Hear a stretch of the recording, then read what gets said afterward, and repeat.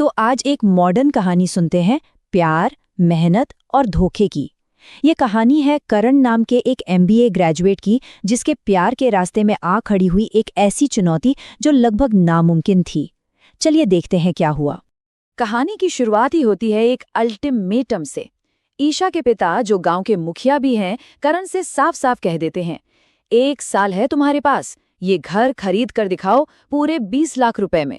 सोचिए, 1 साल, एक महंगा घर और 20 लाख रुपए। यहीं से करण का असली इम्तिहान शुरू हो गया। तो पहले ये समझते हैं कि आखिर ये चुनौती इतनी इतनी बड़ी क्यों थी। इसके लिए ना कहानी के किरदारों और उनके हालातों को जानना बहुत जरूरी है। देखिए, करण और ईशा की दुनिया में ना जमीन आसमान का फर्क था। एक तरफ था करण, पढ़ा लिखा तो था, एमबीए ग्रेजुएट पर बेरोजगार, एक अखबार वाले का बेटा जो एक छोटी सी झोपड़ी में रहता था। और दूसरी तरफ थी ईशा, गांव के मुखिया की बेटी, जो एक बड़े आलीशान घर में पली बढ़ी थी। बस यही वो फर्क था जिसकी वजह से मुखिया जी को लगता था कि करण उनकी बेटी के लायक है ही नहीं। और ये रकम पूरे 20 लाख रुपए। सोचिए, 1 साल के अंदर इतने पैसे जमा करना, वो भी एक ऐसे लड़के के लिए जिसके पास कोई नौकरी तक नहीं थी। ये तो नामुमकिन ही लग रहा था। साफ था मुखिया जी ने ये शर्त जानबूझकर रखी थी ताकि करण इसे कभी पूरा ही ना कर पाए। जब ऐसा लग रहा था कि उम्मीद की कोई किरण है ही नहीं, बिल्कुल अंधेरा है, तभी करण की निराशा एक शानदार आइडिया में बदल गई। चलिए देखते हैं कि ये एमबीए ढाबे का जन्म आखिर हुआ कैसे। हुआ यूं कि एक सुबह करण अपने पिता की मदद के लिए घर घर अखबार डाल रहा था, और तभी अचानक उसके दिमाग में ये सवाल आया कि भाई, अगर अखबार हर घर तक पहुंच सकता है तो खाना क्यों नहीं। और बस यही वो एक पल था जिसने सब कुछ बदल कर रख दिया। यहीं पर करण ने अपनी एमबीए की पढ़ाई का असली इस्तेमाल किया। उसका बिजनेस मॉडल बड़ा सिंपल पर बहुत असरदार था। देखिए, पहला स्टेप, किराया बचाओ तो घर पर ही खाना बनाओ। दूसरा, लोगों तक पहुंचना है तो लोकल अखबार में ऐड दे दो। और तीसरा, खाना सीधा कस्टमर के घर या ऑफिस तक पहुंचाओ। मतलब एक पारंपरिक काम में उसने मॉडर्न सोच का तड़का लगा दिया था। और कमाल देखिए, करण की मेहनत और उसका ये अनोखा आइडिया दोनों रंग लाने लगे।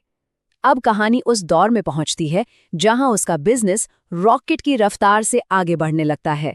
सफलता इतनी तेजी से मिली कि यकीन करना मुश्किल था।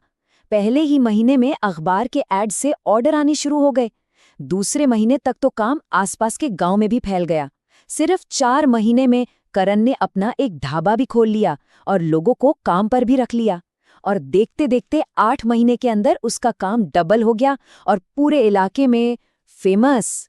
सिर्फ 8 महीने की दिन रात की मेहनत और करण ने 6 लाख रुपए जमा कर लिए थे। 6 लाख! ये एक बहुत बड़ी कामयाबी थी। जिस रफ्तार से सब कुछ चल रहा था ना, उसे देखकर तो यही लग रहा था कि वो साल खत्म होने तक 20 लाख का टारगेट आराम से पूरा कर लेगा। लेकिन कहानी इतनी सीधी सादी कहाँ होती है। एक बहुत ही भयानक मोड़ आना अभी बाकी था। जब सब कुछ सही चल रहा था, ठीक उसी वक्त करण की दुनिया एक ही रात में तबाह हो गई। हुआ ये कि एक दिन जब करण अपने ढाबे पर वापस लौटा तो उसके पैरों तले जमीन खिसक गई। जो कुछ उसने अपनी आंखों के सामने देखा वो एक बुरे सपने जैसा था।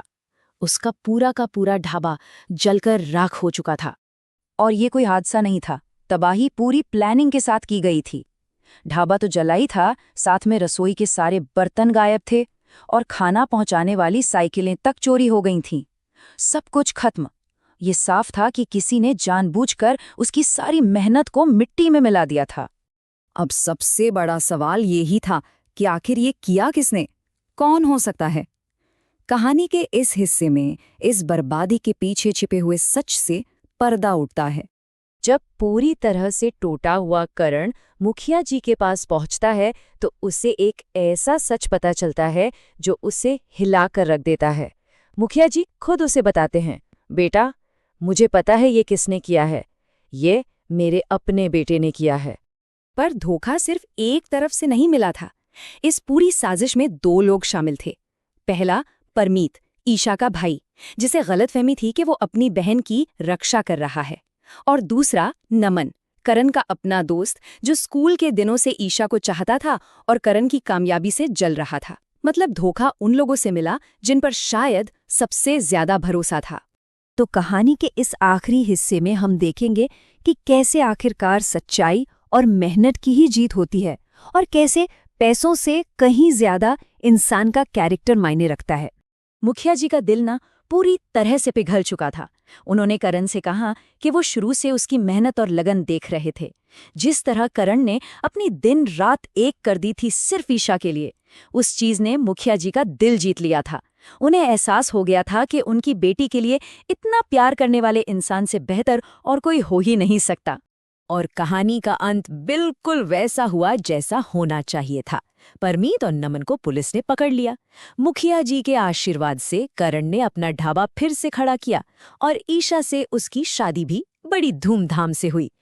तो ये कहानी खत्म होते होते हमें एक बहुत ज़रूरी सवाल के साथ छोड़ जाती है कि आखिर में किसी भी इंसान की असली कीमत किस चीज़ से होती है, उसके बैंक बैलेंस से या फिर उसके कैरेक्टर, उसकी मेहनत और प्यार करने की ताकत से। सोचने वाली बात है ना?